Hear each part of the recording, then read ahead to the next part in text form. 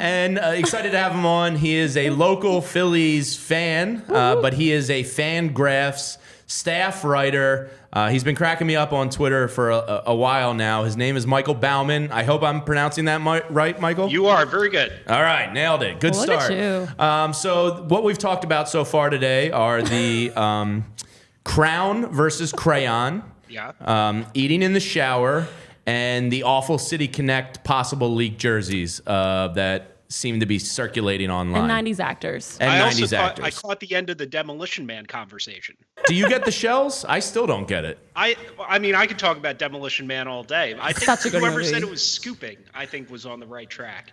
But how do you clean? 3 shells? It's three Three shells. shells, yeah. 3 shells, yeah. But do you just throw them out? Are they replaced right after somebody goes? Shells, you imagine they're pretty substantial. Big old conch shells, yeah. Yeah. Wild. This is the future. I'm sure they're all into reusable technology and stuff. True. This is true. So, Michael, Fangraphs is something we go to regularly. We use all the time. We've been doing some down on the farm reports on the Phillies prospects here, and we use the Fangraphs as a guide to help us. You guys do phenomenal work over at Fangraphs. I've always been curious, as somebody that lives and breathes it daily, what do you think the nerdiest baseball thing Fangraphs does is? Because there's so much information, and I say that in an endearing way. What do you think is like the nerdiest thing you guys do? There are levels of people. Well, no, the real answer to this is we've got a whole fantasy arm, and those people are dorks. Like just going that deep with fantasy baseball every day is something that even I'm like, okay, like, I need to go outside before I start thinking about fantasy baseball that seriously. But the serious answer is all of the like pitch design and biomechanical stuff. It's stuff that I can understand other people writing about, but we've got people, not even, full-time people, but contributors who are experts in this who, deal with not even like going the step beyond spin rate, but like understanding mechanically or grip wise how a pitch comes out of your hand or hitting mechanics and stuff like that. Just the level of detail. I think it's one of the challenges for us is making that kind of stuff legible to people who are only there because they're interested in seeing what their favorite team is doing. Okay, so it makes me wonder what it's really like behind the scenes that we don't know. We see the stats, we see the numbers, there's a stat for literally everything. What is it that's the process, I should say, behind the scenes that from the outside world we don't realize that goes into crunching these numbers, keeping track of them? Is there somewhere that all this is just kind of logged and housed? How are you guys efficiently getting these up-to-date numbers so quickly?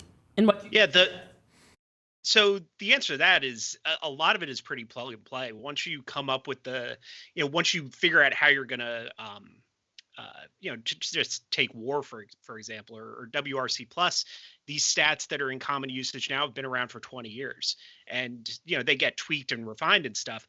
But in terms of updating the stats, it's all, automatic scraping from Major League Baseball. The numbers that you see on Baseball Savant, MLB's site, like a lot of that gets ported into our numbers, into Baseball Prospectus and other, basically every other site that uses data-based analysis. So we've got a team of people who do that, and then it's my job and the other people sort of on the writing end to take those numbers and find stories, find narratives in it, do analysis and make it all make sense. So the actual coming up with the stats, it's a relatively small part of the day-to-day thing. Every so often I'll download a data set and poke around and, see what's going on. But a lot of it is really just, the same kind of sports writing that you find in, just in a process perspective, the same kind you find at The Athletic or The Inquirer.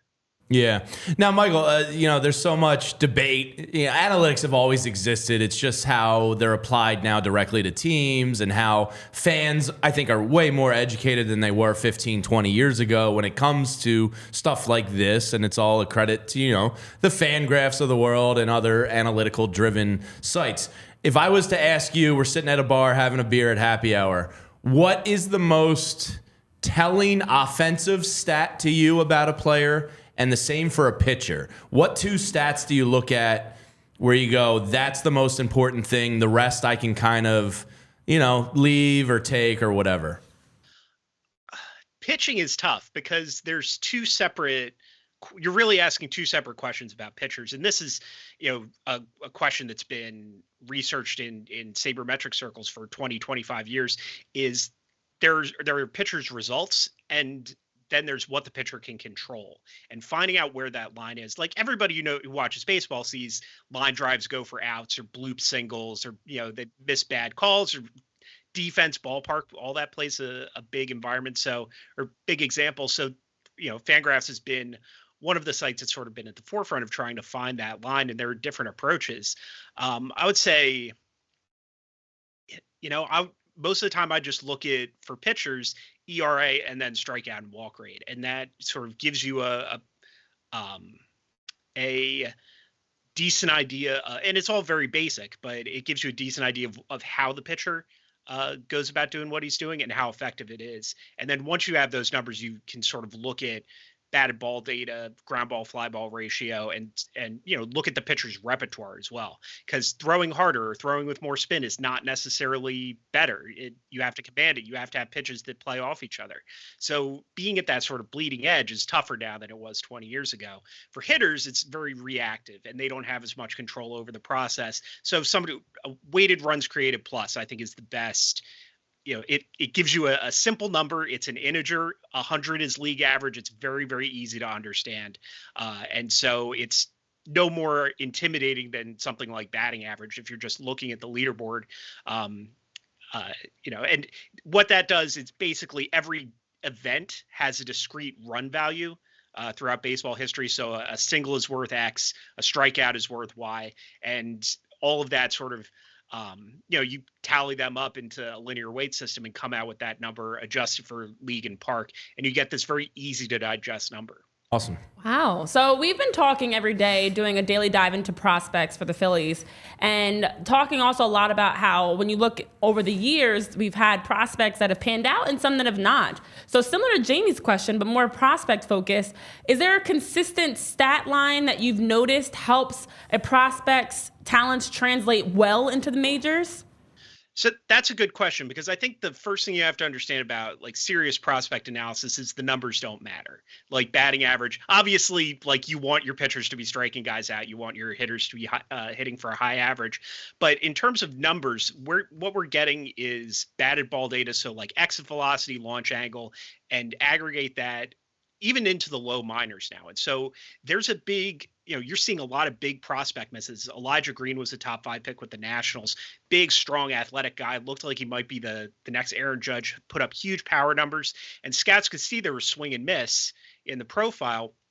He gets to the pros, and just you can look at, once you get him in front of these high-speed cameras and these advanced pitch tracking stuff, you could just see that there's just nothing there in terms of hitting. And you find that out really quickly once you go from amateur baseball to the pros. So if you're scouting, you can look at spin rate, velocity.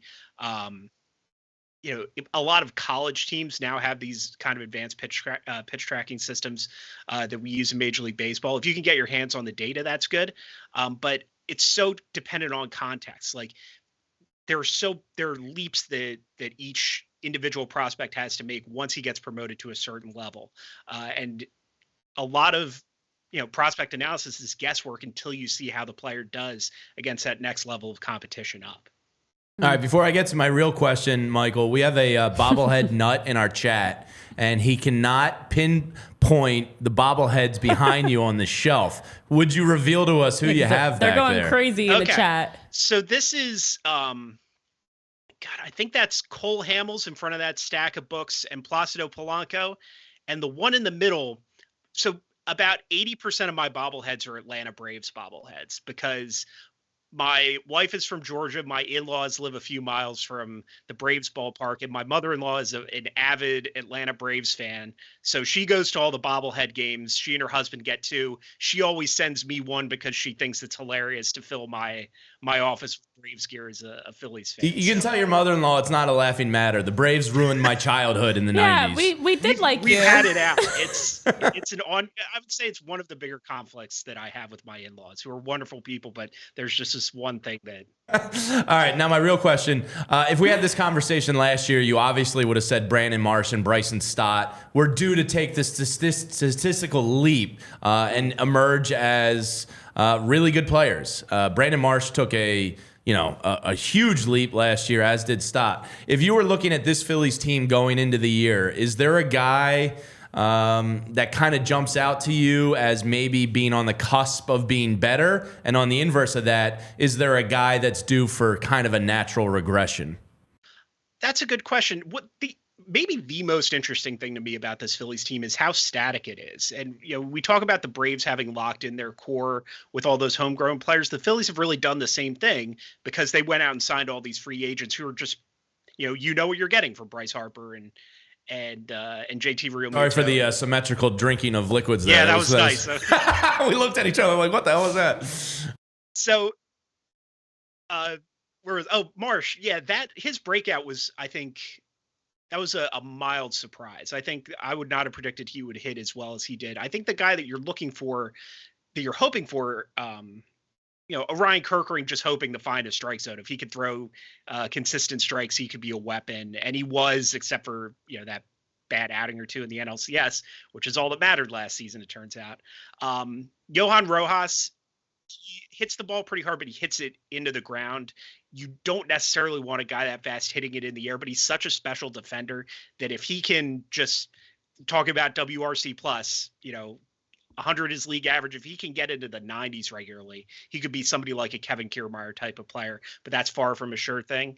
And the other guy I'm interested in is Chris Sanchez, who was really good and didn't have sort of the hallmark velocity, big, biting, breaking ball. The stuff doesn't jump out at you, but he was incredibly effective last year.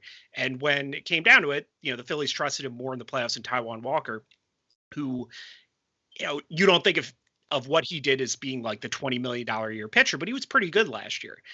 There were worse pitchers than him that got playoff starts, and the Phillies sort of overrode the seniority and decided to go with Sanchez in that start against Arizona. He's somebody who I think is probably the most likely Phillies player to take a leap.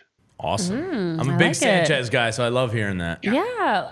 Let's stick with the pitching side on this. In terms of starting pitchers and also just in the bullpen in general, we've talked a lot about how every once in a while you see the regression, then you see guys take a step forward. Who do you anticipate, one for each starting pitchers? I know you mentioned Sanchez, but also in the bullpen, that this should be their year. We should see more consistent numbers. We should see better strikeout rates, better ERA. Who do you think is going to be that person? Well, I think the Aaron Nola's number, he's been incredibly consistent, but he had sort of a disappointing aggregate 2023. I expect to see a lot more like we saw in the playoffs in the second half of the season. It seemed like he worked out some kinks in the second half of the year. In terms of guys who could take a leap forward, I'm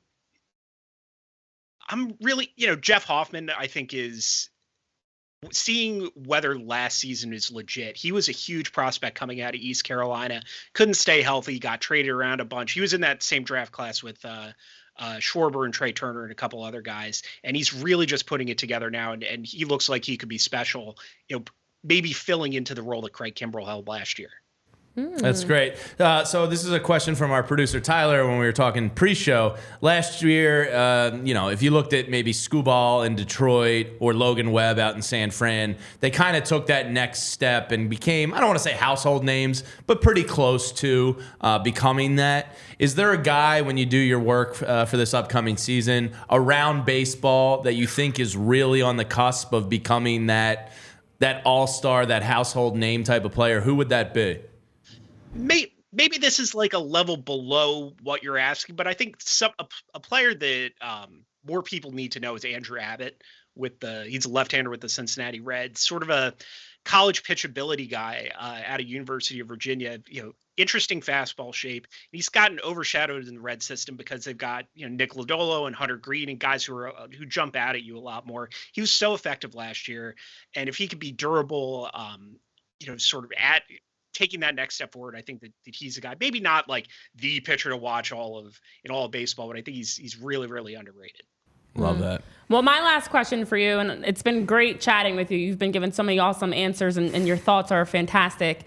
You know, a lot of the baseball world's talking about the same teams, storylines, headlines, and I'm not asking for a hot take because this is one that is going to be more based on facts and information that you've been seeing. What is a storyline that you feel like people may be missing, you know, an underrated player or team, or just a thought that you have for the 2024 season that others may not be noticing that you've been kind of keeping on your radar?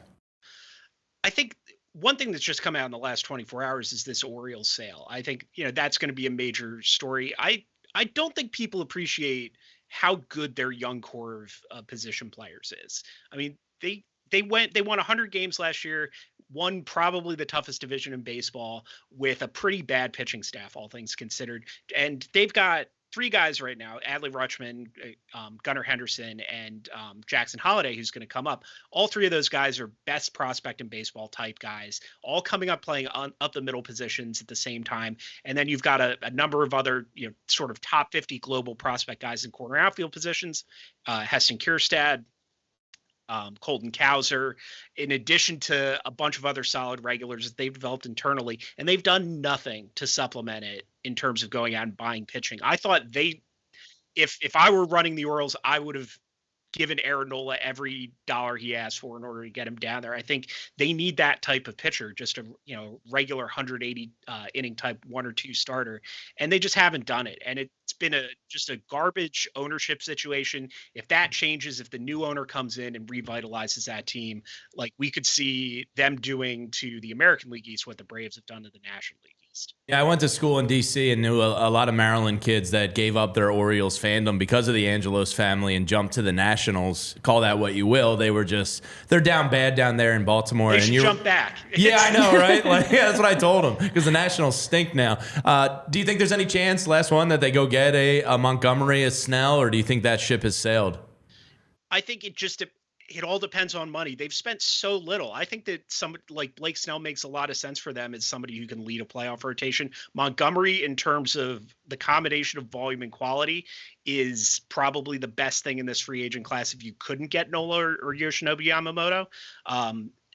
If they're empowered to spend, they're spending nothing right now. So they've got the money. It's just a matter of getting buy-in from ownership. And we'll see if it's an awkward time until the sale goes through. So we'll see. I lied. Not the last one. Blake Snell. Kind of a fascinating statistical case study. His 2 outlier years are Cy Young Awards, the cream of the crop.